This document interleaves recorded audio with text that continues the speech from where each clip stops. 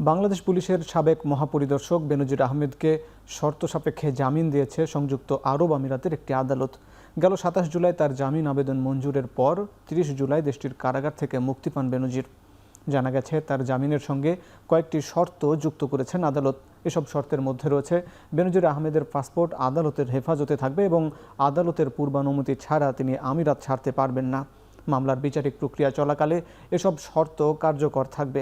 এর আগে দুদকের করা একটি মামলার প্রেক্ষাপটে দুবাইয়ে গ্রেপ্তার হন বেনজির আহমেদ। দুবাই পুলিশের সহযোগিতা এবং ইন্টারপোলের সমন্বয়ে তাকে আটক করা হয়। পরে গত ১২ জুন দুবাই পুলিশ এক চিঠির মাধ্যমে বাংলাদেশ কর্তৃপক্ষকে গ্রেপ্তারের বিষয়টি আনুষ্ঠানিকভাবে অবহিত করে।